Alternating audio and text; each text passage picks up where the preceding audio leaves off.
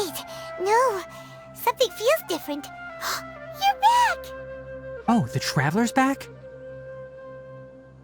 Nahida was controlling your body for a while. It seemed like she jumped over to you as an emergency measure right before the Catherine puppet was destroyed. After that, Tainari heard the commotion and came over. He helped us defeat the mercenaries and then he ran with us all the way here. What? You swapped places? You mean your consciousness also went into Nahida's body? Wait, then where is Nahida's consciousness? Where is she now? I never imagined that an individual's consciousness could be transferred around like this. Had I not seen it with my own eyes, I would have never believed it. I don't think this can be achieved with current human technology. Also, while we were running, the consciousness in your body told me to pass on a message. She said, "The doctor has found a way to trap my consciousness, so I can't journey with you anymore. But even in a moonless night, a shower of starlight can still drown out illusions and lies." Oh no! Nahida's trapped in the sanctuary of Suristhana for good this time. Was that message all she left for us? It's pretty vague. Oh, that makes sense. Since the doctor captured her, she won't be able to say anything without him knowing. She's being extra careful. Even in a moonless night, a shower of starlight can still drown out illusions and lies. Huh. Paimon knows the moon illusions and lies are from that alchemical divination at the Sumeru's festival. Didn't Nahida use a starlight analogy before? It had something to do with Sataria. Oh, that makes a lot of sense. Huh. Do you think Nahida was telling us to go find help in the desert? But she isn't with us anymore. Think we'll be okay? Paimon, you said Sanctuary of Suristhana. Does this mean that this Nahida you're talking about, the consciousness who was occupying the Traveler's body, is the Dendro Archon? Your guess is correct, but the situation's a bit complicated, so it's really hard for us to explain right now. That's all right. A scholar's curiosity doesn't need to be appeased right away. As for the complicated nature of the situation, safe to say I have witnessed that for myself. I've spent some time with you, and it looks like the Dendro Archon's also on your side, so I trust you. Thank you, Tainari. Oh, actually, we came here to ask you a question. What do you know about the project that the sages have been working on? Ah, that. While I was indeed invited to join that project, the sages were always secretive about its scope and goals, so I eventually declined. All I know is that that project has something to do with the restoration of Irminsul. Huh? Did you see something when you were in Nahida's body? What? Do you have any evidence?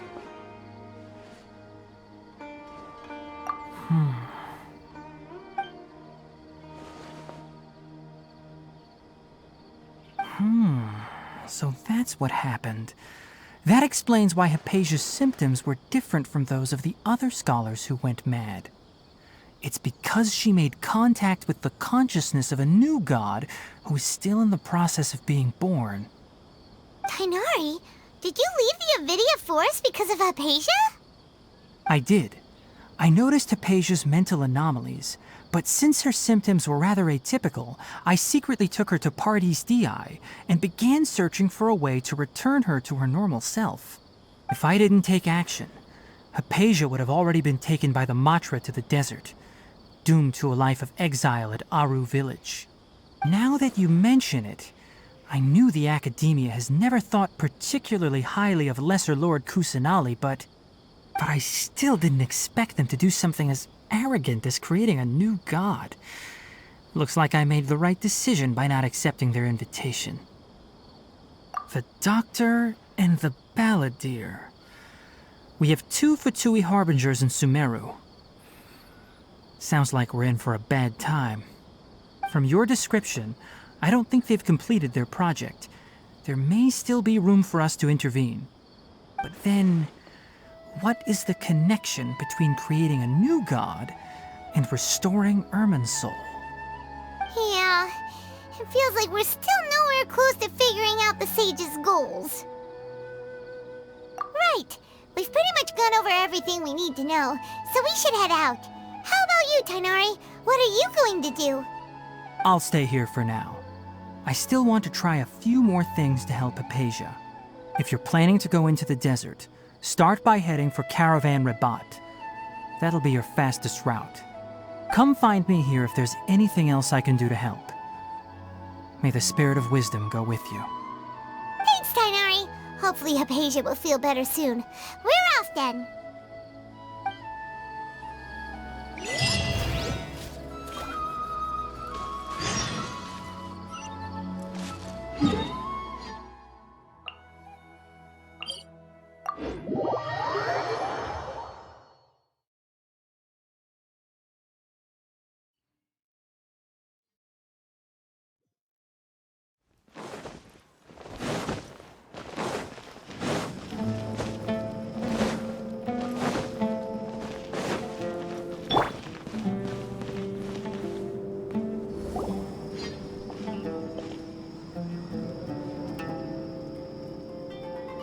We finally made it to Caravan Rebat. It's pretty lively here.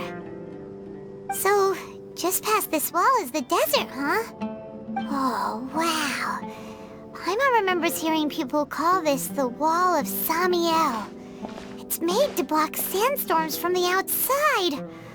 Oh, if it's this tall, it's gotta be the divine work of Greater Lord Rukkhadevata, right? Enough gawking. Come on, follow me.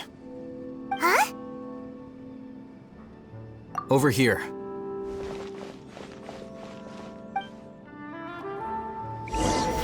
Oh, Haytham went that way! Let's hurry up and follow him.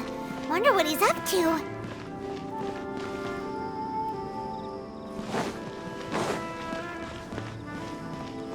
Travelers and visitors, don't miss out.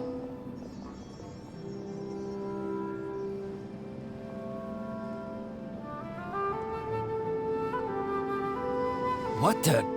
Where did she go? How did we lose them? They were just here a second ago. More Eremite mercenaries? Who are they working for this time?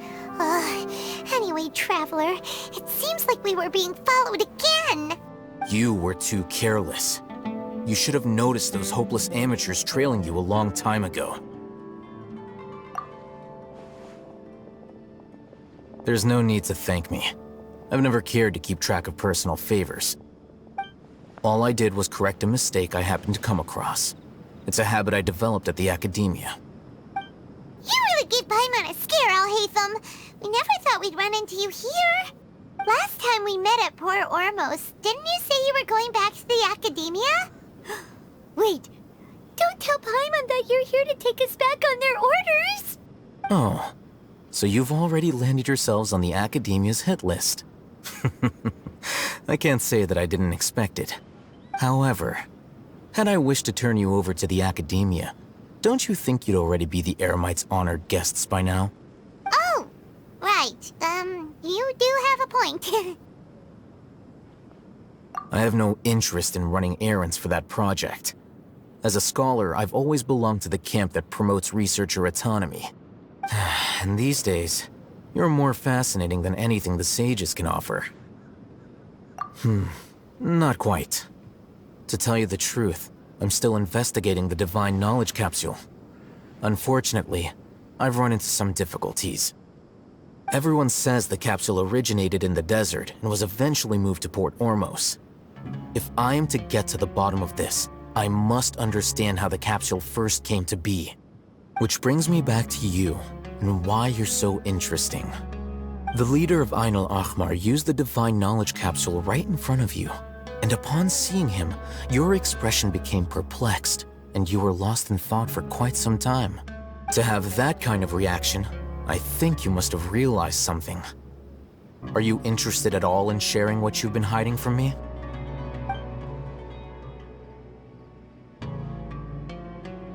Alhaitham, you really have a ridiculous eye for detail. What kind of person even notices and remembers stuff like that? So that's your answer. Well, I do work for the Academia after all. So considering that, it is indeed wise to keep your cards close to your chest. But that does prove you do have some undisclosed information about the Divine Knowledge Capsule. Am I right? No matter. Rather than simply learning the answers from you, I'd still prefer to investigate on my own. Speaking of, you two are also headed to the desert? That's right! We have the same plan as you! But we don't really have any concrete goals at the moment. Then I'd suggest starting with Aru Village. It's the largest settlement in the desert, so it'll probably have more resources and intel than anywhere else. Well, would you like to head there together? It's always better to travel with someone you know. Let's go!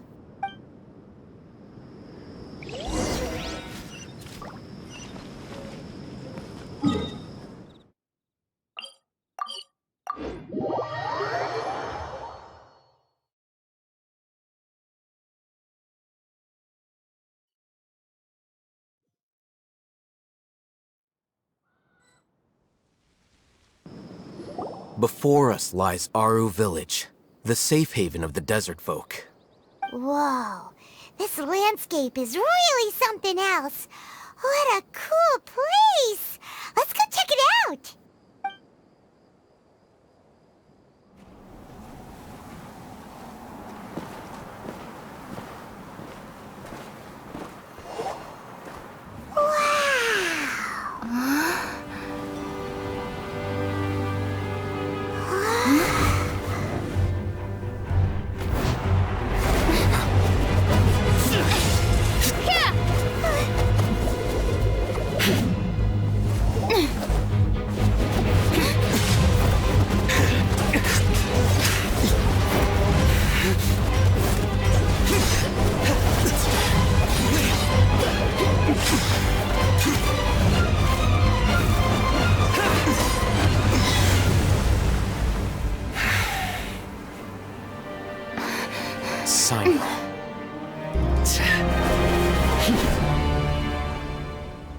Unless my memory fails me, we have barely spoken 2 words to each other before now at the Academia.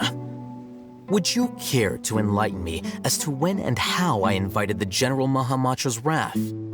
Alhaitham, do not think you can escape my judgment just because you managed to escape my attack. Judgment?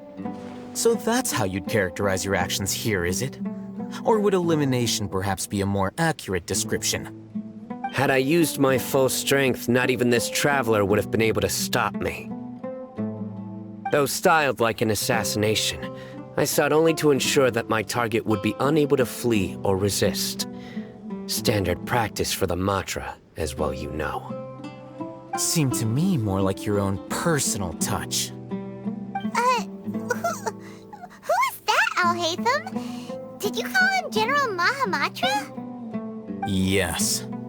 General Mahamatra Sino, head of all the Matra at the Academia. He's a formidable hunter, and the ultimate nightmare for any who have committed academic crimes. You seem to have placed a lot of trust in Alhaitham, to the point of blocking an attack for him. If I were you, I'd never choose to side with him. I wouldn't believe a single word that comes out of his mouth. I have been pursuing this scribe for a long time. I urge you, stand back and do not seek to defend him any longer. Otherwise, there will be consequences. Has Alhaitham done something wrong? Paimon doesn't think he's as bad as you've made him out to be. I won't waste my breath explaining things. Alhaitham, I saw it during our fight. Take it out. The Divine Knowledge Capsule you're hiding on your person. Unless you want me to retrieve it for myself. Very perceptive of you. Nothing escapes a Matra's senses. Wait, the Divine Knowledge Capsule? Didn't it fall into the Matra's hands in Port Ormos? No wonder you speak with such confidence, Sino. But I must admit, I'm very curious. What does this capsule mean to you? And why, as General Mahamatra of the Academia, are you all alone in the desert? As far as I'm aware, the other Matra have been speculating about your disappearance. Have you been given a mission that's, let's say, morally dubious? If I was the real target of your mission, what was stopping you from simply using your authority and resources to judge me within the walls of the Academia? I should have known you'd be difficult to deal with. You two? Ugh! What you would do, Traveler? Paimon feels like we can't trust either of them! Ahem. Well, look at you two, acting all tough and self-righteous over there. Wait, Dia?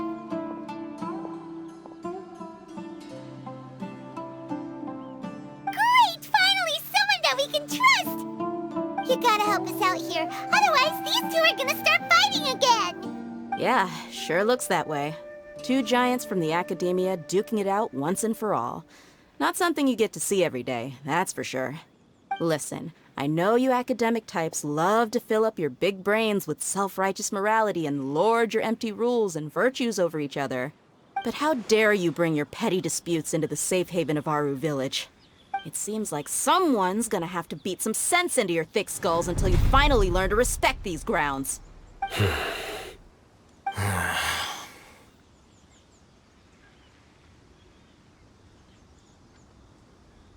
Hey, did either of you hear a word I just said? Whoa, what's going on? The wind's so strong! Is this a sandstorm? Paimon's gonna get blown away! Another sandstorm? What's up with these recently? Hey! All of you, over here, quickly! We have to take cover! Someone's calling for us! Oh, this wind is too strong! Let's get over there! That sounded like Candace. Come on, you two. Jeez, are all of you Academia folks such hard work? Move it! All right, stop yelling.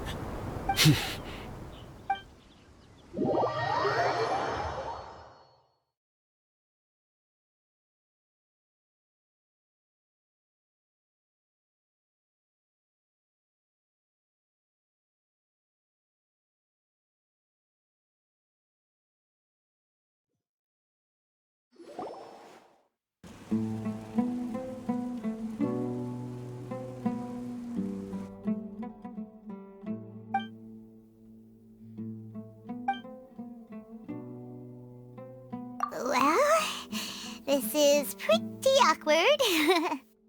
Hey, wanna play sardines with three people who wanna tear each other limb from limb? Sure, why not? Sounds fun. The air is so thick and heavy. Paimon can hardly keep floating anymore. My sincere apologies, everyone. This is the home of our village chief. I will have to ask you to make do with this small room until the sandstorm dies down. Please, let me introduce myself. I am Candace, protector of Aru Village. Our savior has come at last! Nice to meet you, Candace. The name's Paimon. Thank you so much for helping us. There's no need to thank me. It's only right to help each other when the weather gets rough. Wow, she's so gentle and caring, like a nice older sister. Unlike those guys over there. All right. Now that we're all better acquainted, we should return to the topic at hand. As a guardian charged with the responsibility to protect my fellow villagers from harm, I was observing your conflict from afar, even before the sandstorm started. And now that you have set foot within our village itself, it is all the more my responsibility to make absolutely sure that you pose no threat whatsoever to us. So please, have an honest and sincere conversation with one another, and put your hostile feelings to rest. If anyone dares to start anything again while they are under this roof, I will not hesitate to send them out for some quality time with the creatures of the sandstorm. Oh, on second thought, Paimon may have misjudged Candace's character. And that goes for you too, Miss Dia. Do I make myself clear? All right, we got it, Candace. That's what I like to hear. So, which of you will begin? I was supposed to be a mediator, but I might have gotten a little too involved just now. Anyway, one of those two should probably start talking. Wait, that was you trying to be a mediator? I have nothing to hide, so there's no shame in explaining myself. While Al-Haytham wasn't wrong about the other Matra not knowing my whereabouts, it's not because I've been assigned a morally dubious mission. Rather, I've chosen to exile myself. Huh? Exile yourself? A little while ago, I discovered that there was data missing in the Academia's project planning and development files. What little they did report clearly did not match the project's actual progress. As General Mahamatra, I had the responsibility and authority to request an audit. However, to my surprise, the person responsible for the erroneous data was none other than Grand Sage Azar himself. I tried to investigate the issue myself before submitting a formal audit request, but I soon found that all leads and potential pieces of incriminating evidence were carefully concealed from me. I began to realize that they were cautious of me from the very beginning. Unsurprisingly, the Grand Sage rejected my audit request as soon as the submission reached his desk. He even said to me, "The power of the General Mahamatra is granted by the sages. You have no right to judge us." So they really are up to no good. I realized then that to the Grand Sage, the Matra are nothing more than tools for the sages to assert and maintain their control over knowledge. The vows that we took, the principles that we strive to uphold, they are meaningless to the academia of today. I believed it would be wise to flee the academia before the sages had a chance to take action against me. This way, they can no longer see nor predict my actions. I will never give up on this investigation. There's no need for someone else to give me power or authority. Once I find the truth, I will administer judgment by my own name. Sino seems to have the same goal as us. We're all investigating the sages. Plus, now that he's no longer the General Mahamatra, he somehow feels a lot less scary. Well, Sino, if that's your story, then why did you see Al-Haytham as a target? When I was investigating the matter in the academia, I overheard a conversation between Al-Haytham and a sage. The sages asked you to investigate a blonde-haired traveler. Do you dispute this, Al-Haytham? What? Like many parts of the project, this assignment was undocumented. Now throw in your suspicious behavior with the Divine Knowledge Capsule, and I think we deserve an explanation. Yes.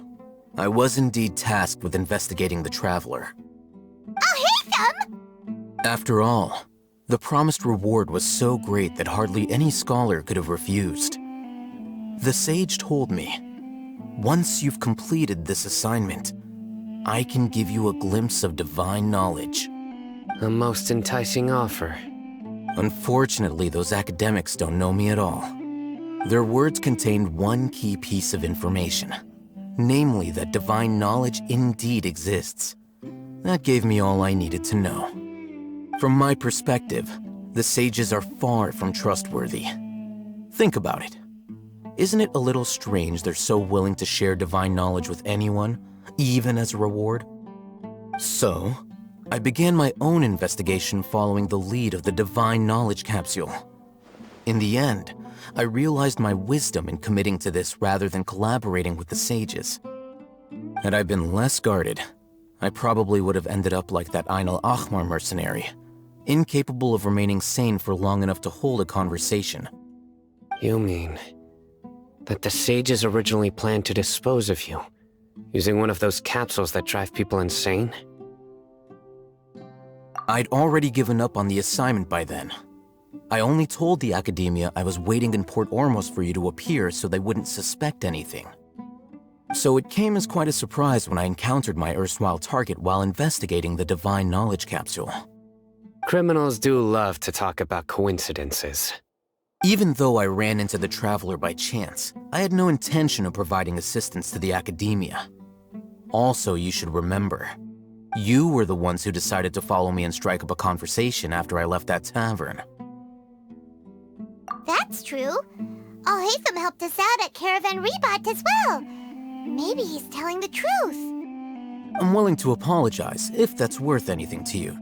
I took the Divine Knowledge Capsule behind your back because I judged its existence to be a significant risk. I felt that it would be best for no one to interact with it before it had been properly studied. After all, curiosity often proves to be the most dangerous thing in this land. You should be well aware, Scribe Alhaitham, that curiosity can also lead you to danger and suspicion. Answer me this. Did the sages share any information about their project with you? Have I not made myself clear? You and I are both distrusted by the Academia. Do you really think they would tell me anything? Fine. Although you haven't completely proven your innocence, I won't regard you as an enemy, for now. As you wish. Good. I'm glad to see you two clearing up your misunderstandings. And now you, Dia. I believe it's your turn. Oh, sorry. Whatever the boys were talking about must have been so boring that I spaced out. My situation is pretty straightforward. My employer, Dunyarzad of the Homayani family, is friends with the Traveler and is currently recovering from her illness at home. I had nothing going on, so I decided to return to Aru village for a visit. I was actually looking forward to a pretty exciting time getting back together with everyone here. But then I saw these two random guys in the middle of a pointless argument. It ticked me off, and things went downhill from there. Is that all? Well, I will admit that definitely sounds like your style. In that case, welcome back, Dia. That's more like it. I missed you all so much, Candace.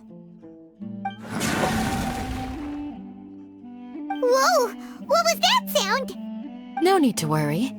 Now that you're no longer at each other's throats, please make yourselves at home. I'll take a quick trip outside to clear out some of those creatures in the sandstorm. Creatures? In the sandstorm? Are you sure you don't want some backup? Fighting in a sandstorm is not for the faint-hearted. Anyone without extensive training in these conditions is at a disadvantage. You needn't worry. Yeah, just leave him to Candace. Don't worry, she's as tough as they come.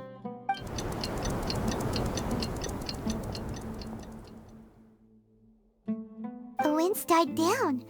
That means the sandstorm's over, right? Candace still isn't back yet, though.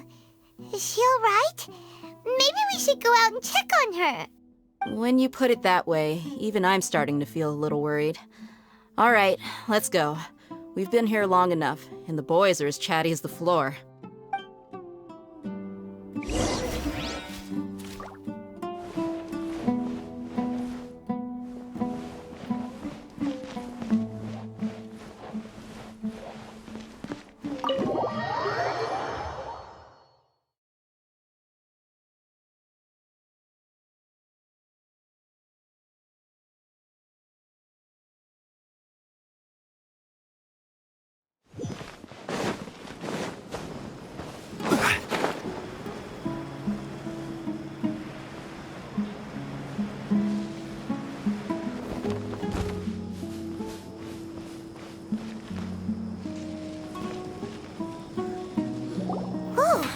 Candace, you're still fighting?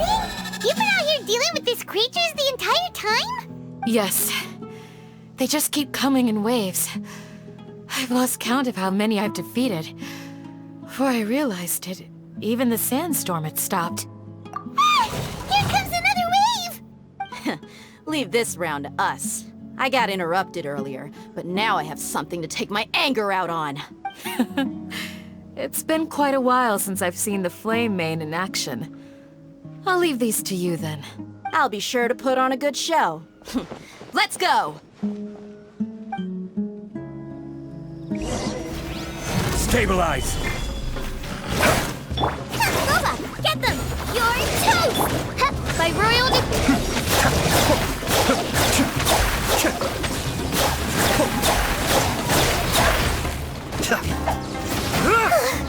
Here comes another wave! When are they ever gonna let up?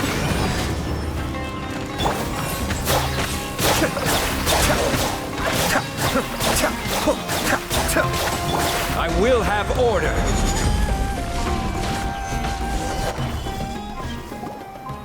The creature stopped appearing. Was that the last of them? What we fought just now was probably the aftermath of the sandstorm. So we should be safe for the time being. Well fought, everyone. No injuries, I hope. Huh? Who are you? Ah, my apologies. I haven't had a chance to greet you yet. I had my hands full taking care of the village's elderly and children. I am the chief of Aru village. Everyone usually calls me Uncle Anpu. Sir, I am also originally from the desert, but I have not been back for some time now. May I ask if such sandstorms are common? I can't say they've always been common, but recently the storms have become increasingly severe and frequent. Besides sandstorms, we also occasionally get earthquakes. According to an investigator who stayed in the village a while ago, these unusual natural phenomena are related to the withering of Irminsul. Another effect of Irminsul's withering. So, Irminsul's withering causes withering zones in the forest, and sandstorms and earthquakes here in the desert? Everything in the natural world is inextricably connected to Irminsul. These regional symptoms can indeed be a reflection of Irminsul's present state. Everyone in Aru village needs to take good care of themselves. Speaking of which, why haven't I seen a single village keeper since I got here? Village keeper? Who are they? Village guards like Candace? Does your curiosity know no bounds?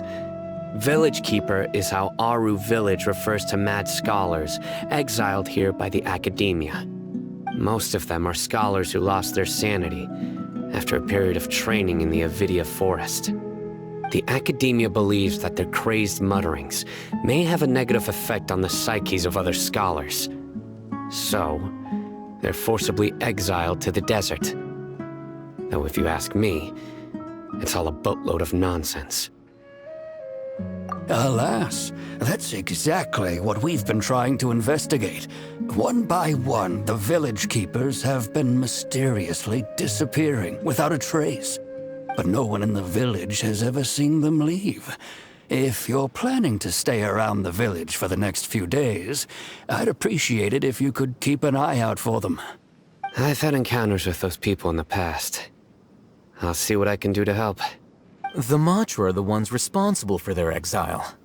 Now that you're no longer with them, are you trying to alleviate your guilt and atone for your past sins? I'm fascinated by how you think. Mock me if you will, but if you are guilty, I will eliminate you, regardless of my position or identity. Oh, you're the former General Mahamatra. You must be an expert in these kinds of investigations. Thank you for your help. Is it because you're reminded of Hypatia? Oh, these poor scholars. First they lose their sanity, now this! We need to help get them back home, safe and sound. But, is it really a good idea to tag along with Sino? You seem like you really don't trust him. I'll be grateful for the assistance. No doubt you will do a better job than some of my former subordinates. Let's start by finding a spot to share what we know so far.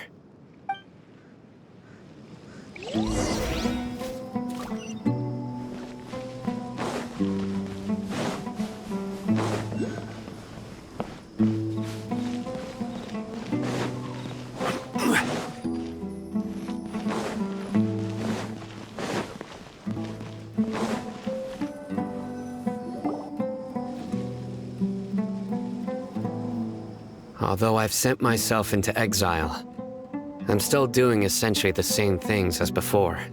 Do you still have any questions for me before we start our investigation? One of my former subordinates told me that this title has its origins in a strange incident. The Academia has long exiled mad scholars to Aru Village. A mysterious phenomenon exists here.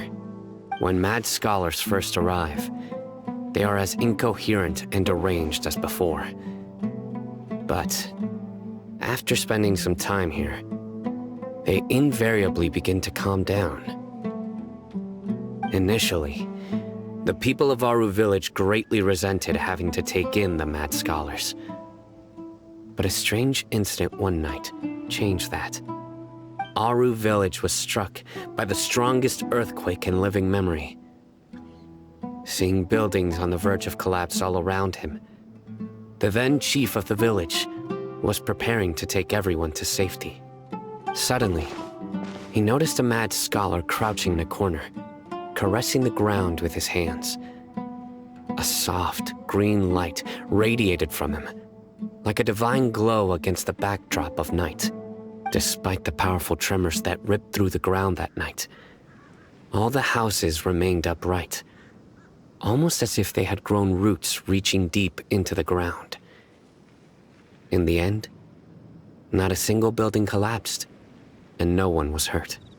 After that, the people of Aru Village treated the mad scholars with greater kindness, and began to refer to them as the village keepers. The soft green light? A mad scholar protecting Aru Village? What do you make of it, Traveler? Paimon thinks so too. Actually, Sino, do you know if any of the mad scholars continued to wear their Akasha terminals at Aru Village? In theory, they would continue wearing them so the Academia could still monitor their activities. With that said, the main Akasha system would no longer have any interaction with them. Oh, no wonder! Everything makes sense then! Add in the fact that they calmed down, it was probably Nahida who calmed them. If you are able to draw a conclusion from this one story alone, then it appears you possess much more information than I do. So, what do you make of the story? Really? Lesser Lord Kusanali. What? You don't believe us? Lesser Lord Kusanali was definitely using the Akasha to give her power to the mad scholars! No, it's not so much that I don't believe you. I'm just struck by your reasoning. Lesser Lord Kusanali, the current Dendro Archon, is she really active in Sumeru? The Academia has always placed far greater importance on the late Greater Lord Rukkhadevata. They've more or less ignored Lesser Lord Kusanali, and I've never had any reason to doubt their views. In addition, I've never heard any stories about Lesser Lord Kusanali and her deeds. To me, she might as well have been a god that never existed. No way! Nahida definitely exists! She's a... How should Paimon put it? She's a good Archon who's kind and wise, even if she says weird stuff sometimes. I've spent many years interrogating criminals, so I can easily tell when someone is lying. Good! Then you should know that we're telling the truth! That look in your eyes. I've never seen that from a liar. You two really must have met Lesser Lord Kusanali. How can this be? To think, our Archon has been amongst us this entire time. Alright, now it's our turn to put our skills to good use for this investigation. But easier said than done, especially since we don't have any leads. Maybe we can start by knocking on some doors. Excuse me, are you here to help me find my grandpa? Huh? Who are you?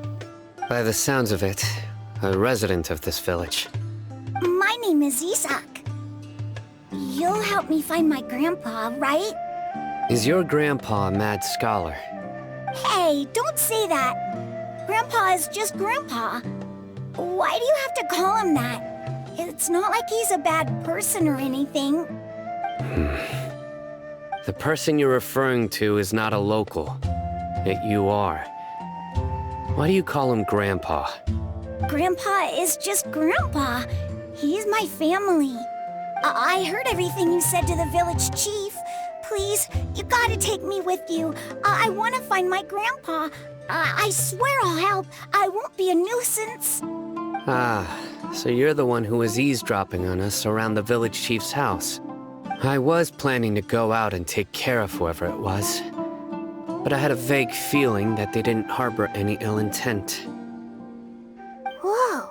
Hatham wasn't kidding about Matra having sharp senses. Sino, he's just a kid. All he wants is to find his grandpa. Let's find a way to help him. Sorry. I was only listening in because I wanted to know where Grandpa went. Honest. If you don't believe me, you can ask Miss Candace. All right. But first, let's confirm the facts with Candace.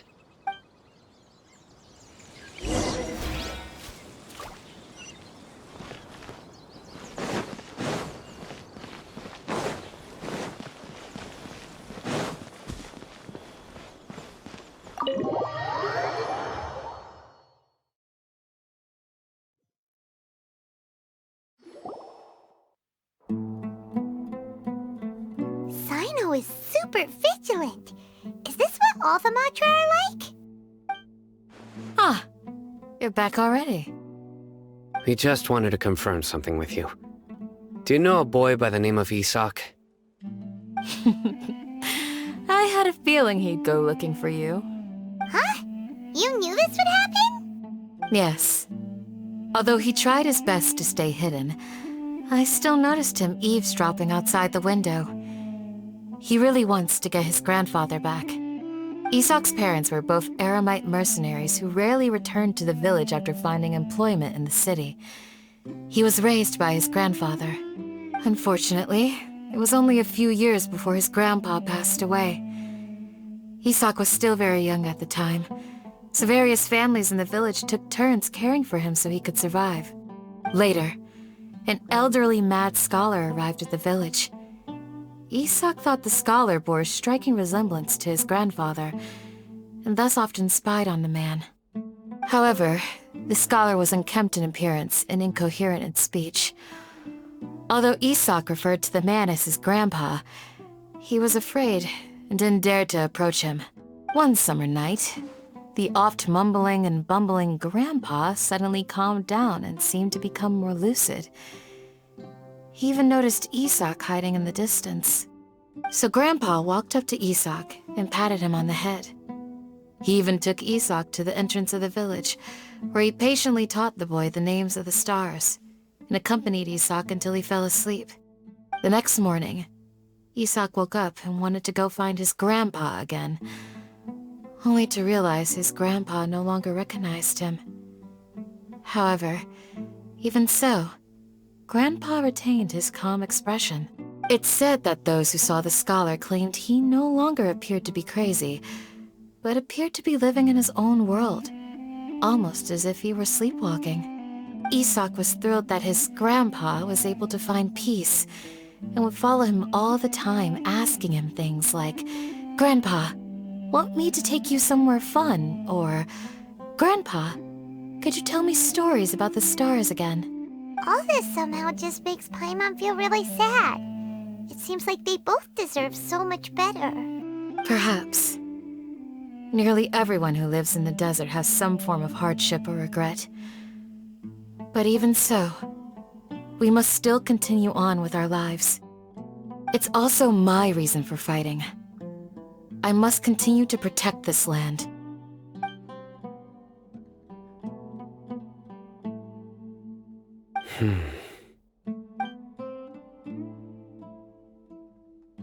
Maybe the people have always had a considerate god watching over them. Huh? What did you say, Sino? No, nothing. As long as Isak keeps his word and doesn't get in our way, we can take him along.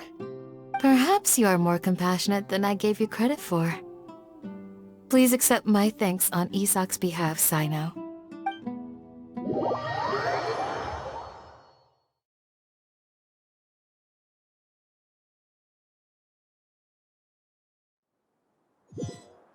Hey, Isak!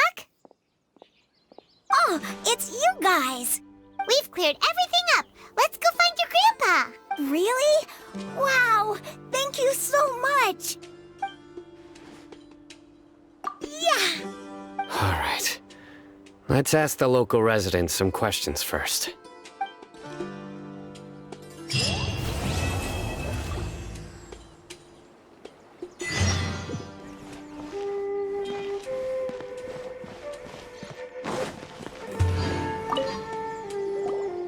Excuse me, did you happen to see where the missing scholars went?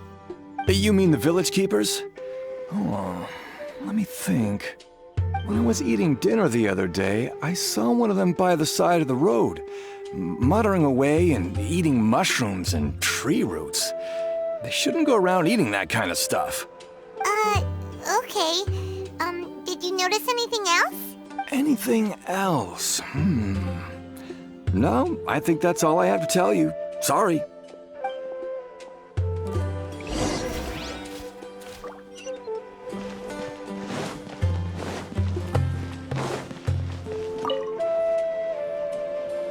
The scholars that have gone missing. Have you seen them? Those eyes. Those fierce eyes. You look like a real fighter. Don't change the subject. Right. You were asking about the the mad scholars. I think it's been a few days since I last saw them. I usually go to bed pretty early, so I'm not too familiar with what goes on at night. But honestly, I feel quite sympathetic towards them. Even though they act a little strange, they've helped me in the past. If it weren't for them, my house would have collapsed long ago. Do you also think Grandpa and the others are good people? Grandpa? Oh, hello there. It's little Isak. You mean that nice man who looks like your grandpa's long-lost twin, right? He was actually the one who protected my house. I saw it with my own eyes. He happened to be staying near my house that day and was doing something with his hands on the ground. It still feels pretty surreal now that I think back on it. Did someone teach them how to do that? Well, whatever the case, I'll always be thankful to him and whoever taught him to look out for others. I'm pretty sure that if I ever went mad, I wouldn't be able to do anything like that. Gotcha! Thank you!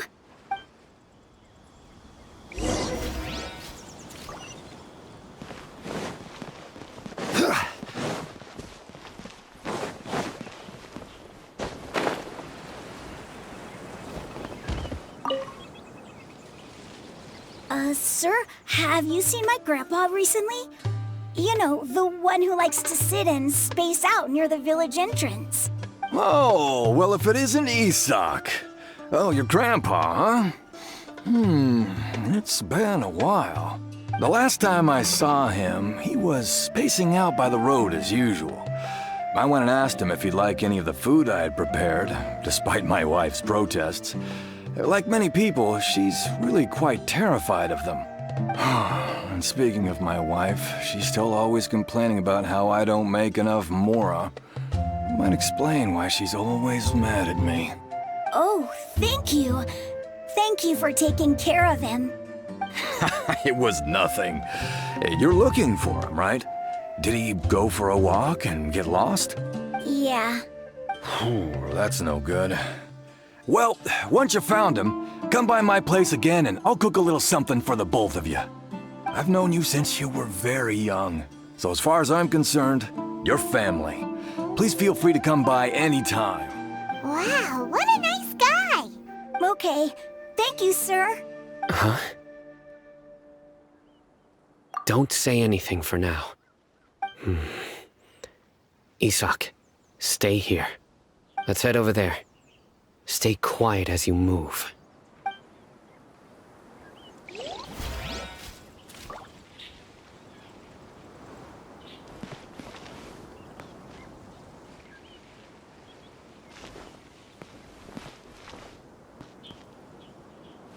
Join the Eremites and embrace a wonderful new life.